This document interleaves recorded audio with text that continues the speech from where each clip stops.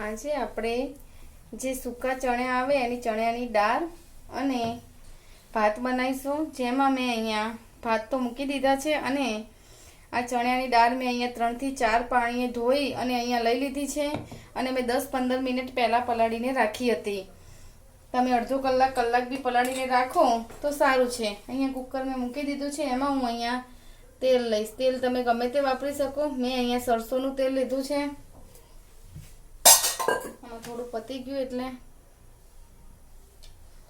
ચણાની દાળ સરસોના તેલની હંમેશા મસ્ત લાગે છે। તમને ઓછું ભાવતું હોય તો તમે બીજું બી તેલ આમાં થોડું મિક્સ કરી અને સરસોનું તેલ નાખીને બનાવો તો વધારે ટેસ્ટી લાગે છે।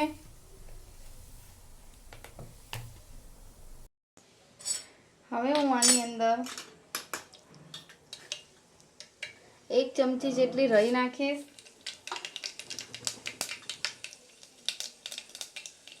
1 ચમચી જેટલું જીરું નાખીશ।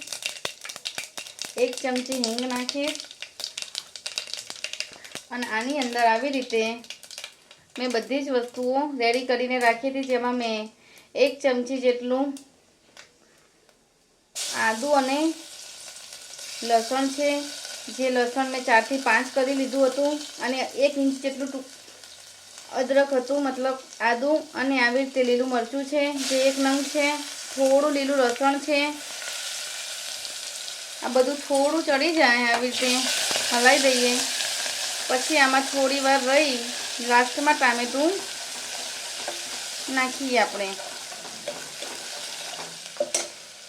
હવે આ થોડું ચડી ગયું છે એટલે હું આમાં 1 ટામેટું જે મેં સમારી અને રેડી કરીને રાખ્યું હતું જે આમાં હું નાખી દઈશ।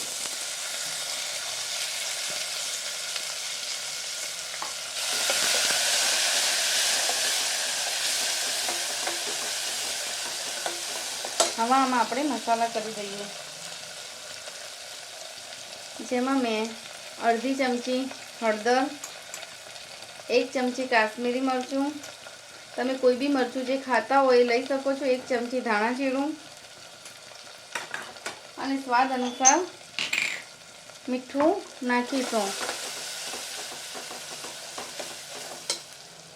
આમાં મેં આ ચણાની દાળ જે પલાળીને રાખી હતી ધોઈને સાફ કરીને હું આમાં નાખી દઈશ અને હલાવીને 6 થી 7 સીટી વાગે ત્યાં સુધી આને ચડવા દેવાની। દાળ અહીંયા થઈ ગઈ છે।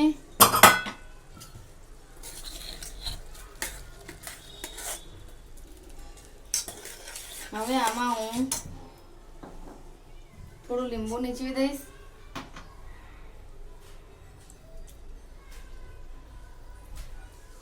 લીંબુ નીચવી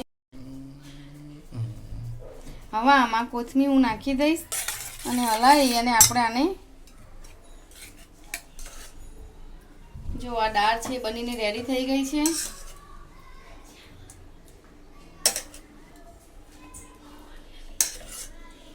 તમને ગમે આ મારી રેસીપી તો મારી રેસીપીને લાઈક કરજો, કમેન્ટ કરજો, તમારા મિત્રો અને ફેમિલી મેમ્બર સાથે શેર કરજો અને મારી ચેનલને સબસ્ક્રાઈબ કરજો।